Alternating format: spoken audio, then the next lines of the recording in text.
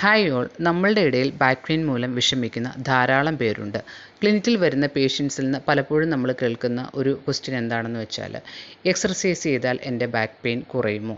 ഞാൻ വീട്ടിൽ ധാരാളം ജോലി ചെയ്യാറുണ്ട്, ഡ്രൈവ് ചെയ്യാറുണ്ട്, വീട്ടിലെ കാര്യങ്ങളെല്ലാം നോക്കാറുണ്ട്, ഓഫീസ് ജോലി ചെയ്യുന്നുണ്ട്. അപ്പോൾ എൻ്റെ ജോയിൻറ്റും മസിൽസും ഒക്കെ നല്ലതുപോലെ ചലിക്കുന്നുണ്ടല്ലോ, അല്ലെങ്കിൽ പ്രവർത്തിക്കുന്നുണ്ടല്ലോ, പിന്നെ എക്സർസൈസ് ചെയ്യുന്നത് എന്തിനു വേണ്ടിയാണ്? ഇങ്ങനെയുള്ള പല കൺസേൺസും അവർക്കുണ്ട്. അപ്പോൾ നമുക്ക് അതൊന്ന് മനസ്സിലാക്കണം. ഇതെന്തിനാണ് ചെയ്യുന്നത്, ഇതെങ്ങനെയാണ് ചെയ്യുന്നത്, ഏത് മസിൽസിനാണ് ചെയ്യേണ്ടത്, ചെയ്തുകൊണ്ട് ഗുണമുണ്ടോ ഇല്ലയോ എന്നുള്ള കാര്യമാണ് ഈ വീഡിയോയിലൂടെ നമ്മൾ ഷെയർ ചെയ്യുന്നത്.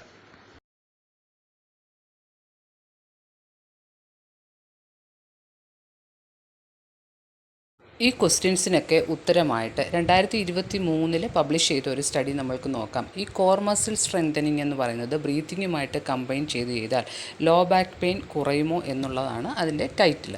അതിൻ്റെ കൺക്ലൂഷനായിട്ട് പറയുന്നത്, ഇങ്ങനെയുള്ള എക്സർസൈസ് പ്രോഗ്രാം ഈ ലോ ബാക്ക് പെയിൻ കുറയ്ക്കുന്നതിനും ഈ അവിടുത്തെ മസിൽസിൻ്റെ എൻഡ്യൂറൻസ് ഒക്കെ കൂട്ടുന്നതിനും വളരെ ഉപകാരപ്രദമാണെന്നാണ് ഈ സ്റ്റഡി പറയുന്നത്. അതുകൊണ്ട് കോർ മസിൽ സ്ട്രെങ്തനിങ്ങും ഈ ബ്രീത്തിങ്ങും കൂടി കമ്പൈൻഡ് ആയിട്ട് ചെയ്യുന്ന ഒരു കാര്യമാണ് ഈ വീഡിയോയിൽ എക്സ്പ്ലെയിൻ ചെയ്യുന്നത്.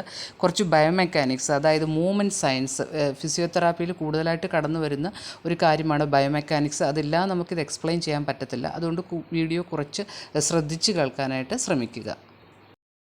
ഈ ബാക്ക് പെയിൻ്റെ കോസ് നമ്മൾ ശ്രദ്ധിച്ചാൽ തന്നെ അതിന് ഫിസിക്കൽ കോസ്, അതായത് മസിൽ സ്ട്രെയിൻ മൂലവും ഹെർണിയേറ്റഡ് ഡിസ്ക് മൂലവും കാലങ്ങളായിട്ടുള്ള ഡീജനറേറ്റീവ് ചേഞ്ചസ്, പ്രായമാകുമ്പോൾ ഉണ്ടാകുന്ന ചേഞ്ചസ് മൂലവും സ്കോളിയോസിസ്, കൈഫോസിസ്, ലോഡോസിസ്, അതായത് നട്ടലിൻ്റെ സൈഡിലേക്കുള്ള വളവ് അല്ലെ മുന്നോട്ടുള്ള വളവ്, അങ്ങനെയുള്ള സ്പോണ്ടിലോലിസ്തെസിസ്, അതായത് സ്ലിപ്പേജ് സ്പൈനിൻ്റെ, ഇങ്ങനെ പല കാരണങ്ങളുണ്ട്.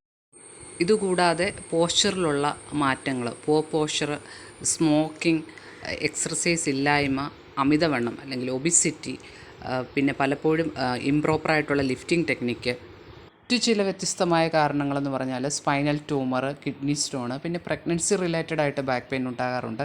ട്രോമാറ്റിക് ആയിട്ട് കാർ ആക്സിഡൻറ്റ് മൂലമോ വീഴ്ച മൂലമോ സ്പോർട്സ് ഇഞ്ചുറി മൂലമോ ഒക്കെയും ബാക്ക് പെയിൻ ഉണ്ടാകാറുണ്ട്. Next, work related back pain. അടുത്ത കാലത്തായിട്ട് സർവ്വസാധാരണമായിട്ട് നമ്മൾ കേൾക്കുന്നതാണ് വർക്ക് റിലേറ്റഡ് ആയിട്ടുള്ള ബാക്ക് പെയിൻ. ഇത് വളരെ കൂടുതലായിട്ട് കംപ്ലൈൻറ്റ് ചെയ്യുന്ന കൂട്ടരാണ് ഈ ഡ്രൈവേഴ്സ്. അതായത് ഈ വൈബ്രേഷൻ എക്സ്പോഷർ കൂടുതലുള്ള മേഖലയിൽ വർക്ക് ചെയ്യുന്ന construction workers, truck drivers, maintenance workers, mining worker, aviation workers, അങ്ങനെയുള്ളവർക്കൊക്കെ തന്നെ ഇങ്ങനെയുള്ള ബാക്ക് പെയിൻ ബുദ്ധിമുട്ട് പറയാറുണ്ട്. റിപ്പീറ്റഡ് ആയിട്ട് ഒരേ ജോലി ചെയ്യുന്നവർ, data entry operators, writers, editors, അതുകൂടാതെ ഈ ഹെവി ലിഫ്റ്റിംഗ് ചെയ്യുന്നവർ, പിന്നെ കൃഷിക്കാർ, ലാൻഡ്സ്കേപ്പിംഗ് ജോലി ചെയ്യുന്നവർ, ഓഫീസിൽ വളരെ അധിക നേരം ഇരുന്ന് ജോലി ചെയ്യുന്നവർ, ഇങ്ങനെയുള്ളവരൊക്കെ ബാക്ക് പെയിൻ കംപ്ലൈൻറ്റ് ചെയ്യാറുണ്ട്. ഇതുകൂടാതെ ജെനറ്റിക്സും ഏജിങ്ങും ഹോർമോണൽ ചേഞ്ചസും ന്യൂട്രീഷണൽ ഡെഫിഷ്യൻസിയും ഇൻഫെക്ഷനും ഓട്ടോ ഇമ്മ്യൂൺ ഡിസോർഡറും ഒക്കെ തന്നെ ബാക്ക് പെയിന് കാരണമാകാറുണ്ട്. സ്ട്രെസ്സും ബാക്ക് പെയിനും തമ്മിലും റിലേറ്റഡാണ്.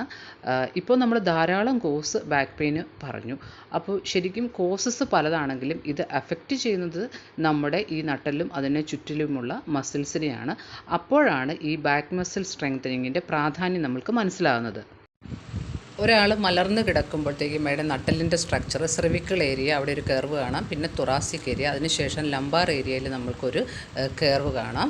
ഇതെല്ലാം നാച്ചുറലായിട്ട് നട്ടലിനുള്ള കർവ്സാണ്. ഇവിടെ നമ്മൾ ഇപ്പോൾ കാണുന്നതാണ് കശേരുക്കൾ, നമുക്ക് ആ വൈറ്റായിട്ട് കാണുന്നതാണ് കശേരുക്കൾ. അതിനുശേഷം നമ്മൾ കാണുന്ന ഈ ഭാഗമാണ് പെൽവിസ് എന്ന് പറഞ്ഞ ഭാഗം. ഇനി കമിഴ്ന്ന് കിടക്കുമ്പോൾ നമുക്ക് കാണാം സ്പൈനസ് പ്രോസസ്സ്. നമുക്ക് ആ തൊട്ട് നോക്കുമ്പോഴത്തേക്കും പ്രൊമിനൻ്റ് ആയിട്ട് നിൽക്കുന്ന ആ ഭാഗമാണ് സ്പൈനസ് പ്രോസസ്സ്. അത് നമുക്ക് കാണാം. സാക്രം അവിടെ കാണാൻ സാധിക്കും. ഈ കാണുന്നതാണ് നമ്മൾ കമിഴ്ന്ന് കിടക്കുമ്പോഴുള്ള ഒരു സ്ട്രക്ചർ.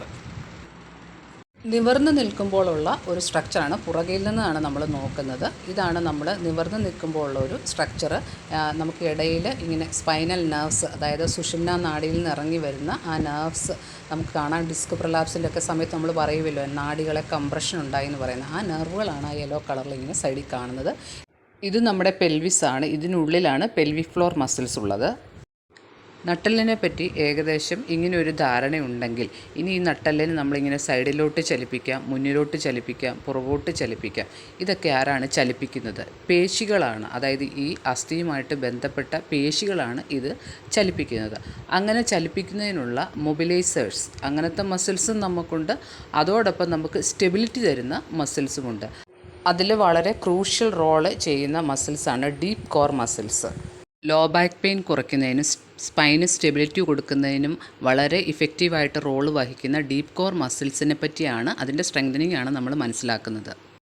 ഇപ്പോൾ ഈ പിക്ചറിൽ കാണുന്നത് ഔട്ടർ കോർ മസിൽസ് ആണ്. അതായത് rectus abdominis, external oblique, internal oblique, അങ്ങനെയുള്ള മസിലാണ്. അതിൻ്റെ സ്ട്രെങ്തനിങ് അല്ല, നമ്മൾ ഡീപ്പ് കോർ സ്ട്രെങ്തനിങ്ങിനെ പറ്റിയാണ് ഈ വീഡിയോയിൽ കാണുന്നത്. ഡീപ്പ് കോർ മസിൽസിലെ ഏറ്റവും ഇമ്പോർട്ടൻ്റ് ആയിട്ടുള്ള മൾട്ടിഫീഡസ് മസിൽ, അത് ഈ സ്പൈനസ് പ്രോസസ്സിലാണ് അറ്റാച്ച് ചെയ്തിരിക്കുന്നത്. സൈഡിൽ നമുക്ക് അതിൻ്റെ പിക്ചർ കാണാം. പിന്നെ ഫ്രണ്ട് ഭാഗത്തായിട്ട് നമുക്ക് അടുത്ത മസിലുണ്ട്, ട്രാൻസ്വേഴ്സ് അബ്ഡോമിനസ് എന്ന് പറഞ്ഞ മസിൽ. ഇതുകൂടാതെ നമ്മുടെ പെൽവിക് ഏരിയയിൽ പെൽവിക് ഓർഗനെയൊക്കെ സപ്പോർട്ട് ചെയ്ത് നിൽക്കുന്ന മസിലാണ് പെൽവിക് ഫ്ലോർ മസിൽസ്. അതുകൂടാതെ നമ്മുടെ അബ്ഡോമിനലും ചെസ്റ്റ് ക്യാവിറ്റിയും സെപ്പറേറ്റ് ചെയ്യുന്ന ഡയഫ്രം എന്ന് പറഞ്ഞ ബ്രീത്തിങ്ങിനും വളരെ ഇമ്പോർട്ടൻ്റ് ആയിട്ട് റോൾ വഹിക്കുന്നതും സ്പൈനൽ സ്റ്റെബിലിറ്റിക്കും റോൾ വഹിക്കുന്ന ഒരു ഡയഫ്രം എന്ന് പറഞ്ഞ മസിലും, ഈ 4 മസിലും കൂടിയാണ് ഇമ്പോർട്ടൻ്റ് ആയിട്ട് നമ്മൾ ഡീപ്പ് കോർ എന്ന് പറയുന്നത്.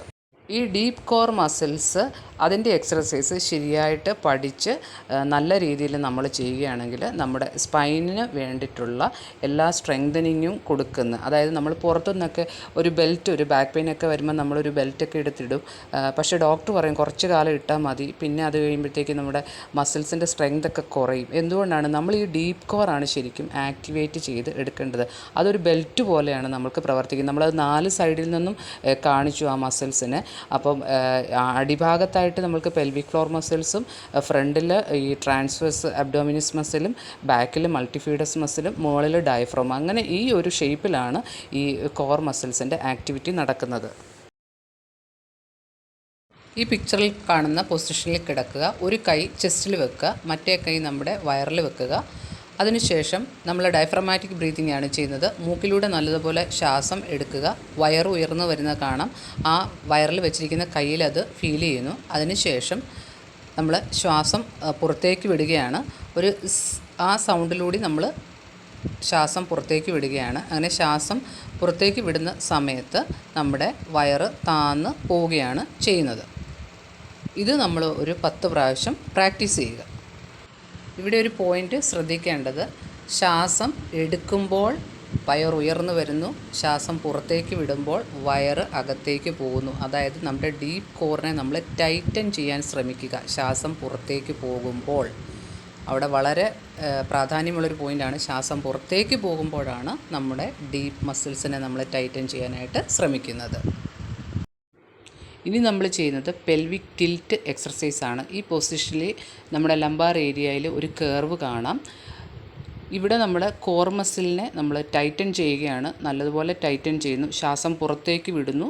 ശ്വാസം പുറത്തോട്ട് വിട്ടുകൊണ്ടാണ് അബ്ഡോമിനൽ ഈ കോർ മസിൽസിനെ ടൈറ്റൻ ചെയ്യുന്നത്. ടൈറ്റൻ ചെയ്യുമ്പോൾ നമ്മൾ മനസ്സിൽ ഇമാജിൻ ചെയ്യേണ്ടത് നമ്മുടെ അംബ്ലിക്കസിൽ നിന്ന് ഒരു സ്ട്രിങ് ഇട്ട് താഴേക്ക് ആ മസിൽസിനെ ടൈറ്റൻ ചെയ്ത് നമ്മൾ ബെഡിൻ്റെ അങ്ങോട്ട്, അതായത് നമ്മുടെ നട്ടലിൻ്റെ അങ്ങോട്ട് കൊണ്ടുപോവുകയാണെന്ന് അതുപോലെ ടൈറ്റൻ ചെയ്യുക. അങ്ങനെ ഒരു 6 സെക്കൻഡ്സ് ഹോൾഡ് ചെയ്യുക. ഈ സമയത്ത് സംഭവിക്കുന്നത് നമ്മുടെ പെൽവിസ് പോസ്റ്റീരിയറായിട്ട് ടിൽറ്റ് ചെയ്യുകയാണ് ചെയ്യുന്നത്.